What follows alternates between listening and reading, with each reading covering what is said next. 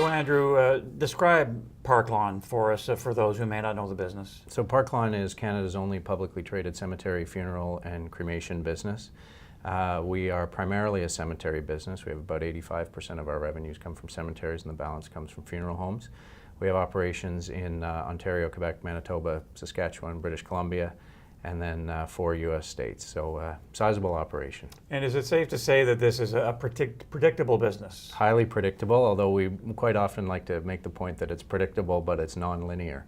So the death rate fluctuates seasonally, and so it is predictable, but you don't exactly know when that's going to happen.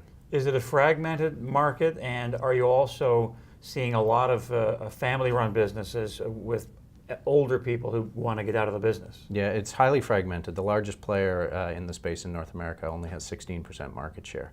So there's lots of opportunity for growth through acquisition, and most of that activity comes in the form of retirement sales and family members, second, third, fourth generation selling their businesses. So that demographic works in your favor, and the aging demographic works in your favor as well. And it's an uncomfortable topic for some people, but it's reality. It's your business.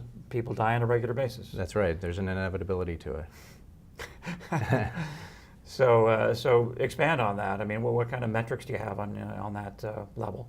So we do know that there are approximately 6,000 or 7,000 funeral homes in the Canadian market. There's about 30,000 in total in North America.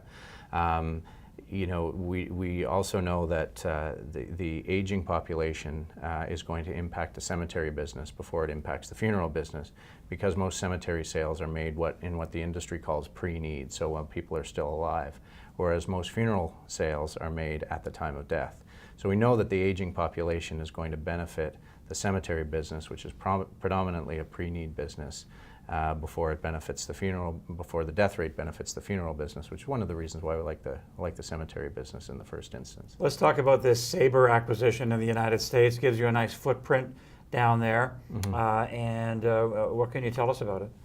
So Sabre is an extremely attractive business opportunity for us.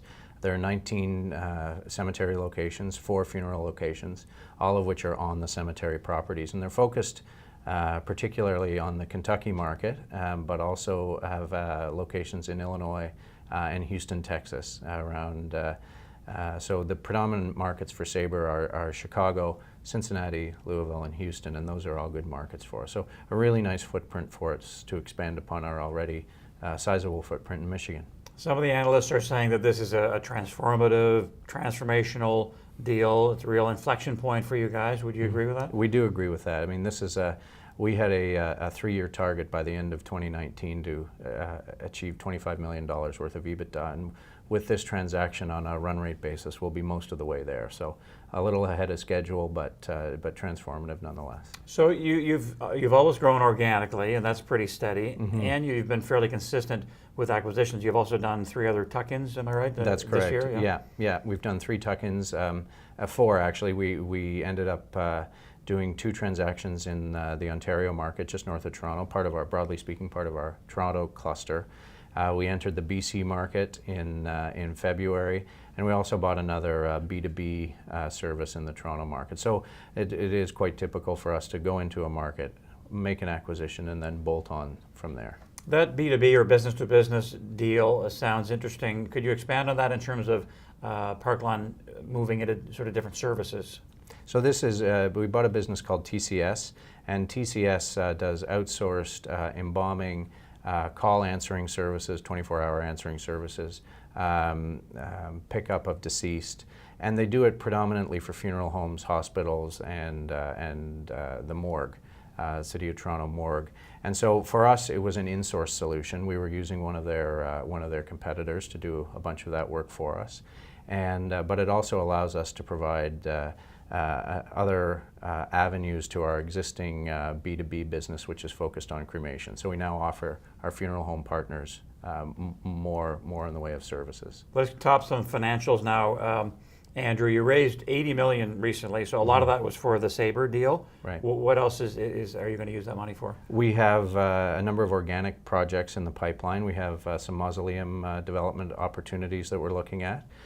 We have some on-site funeral home development opportunities that we're looking at, particularly in the Houston market. And we have an attractive M&A pipeline as well. It's, as we grow, the pipeline continues to become more robust, so we don't have any concerns that we'll be able to allocate that capital. The dividend yield sits around 2.5%. Are you going to continue to, or is the plan to continue to grow it? Our dividend has been steady since I joined in 2011. We discuss our dividend policy on a regular basis. Our go-forward strategy in terms of capital allocation is not focused on growing the dividend. It's compounding our capital internally. What's your payout ratio? On cash flow, our payout ratio is about 42 or 43%. So lots of comfort there. Are you finding more and more institutional interest in Parkland as you get bigger? We've had a significant amount of institutional interest in the last 2 transactions we've done. Financings we've done, 70% or so institutional support from some well-known institutional players, both small and mid-cap in the Canadian market. When you came on board in 2011, you took a 15% stake, is that right? That's correct, yeah. Where does that stand now? My stake and the stake of that group that I got involved with then is about 10%. We've allowed ourselves to be diluted down a little bit in order to increase trading activity, which at the time was by appointment. So we've allowed ourselves to be diluted down, but still a meaningful position. And there's still strong insider ownership? There is indeed, yeah. And just lastly, I'm curious about your journey with Parkland, coming in 2011, and then ascending to the CEO position, growing it as you have. Here you are 6 years later. What have you thought of your journey? Well, we didn't think we'd be sitting here at this point 6 years ago. We thought it would be a bit more plodding than it was. The 2019 target of 25 million in EBITDA, I think, is evidence of that. But we've had a fantastic run, and we think there's more opportunity. And to use a cliche, we think the best is yet to come. And I said lastly, this is lastly. If you were to give a message to shareholders or potential shareholders, what would that be to sort of compel them to hey, pay attention to us, we got a good thing going here? Well, we like our business for a lot of respects. One because we're non-correlated. We're not really correlated to any other segment of the market.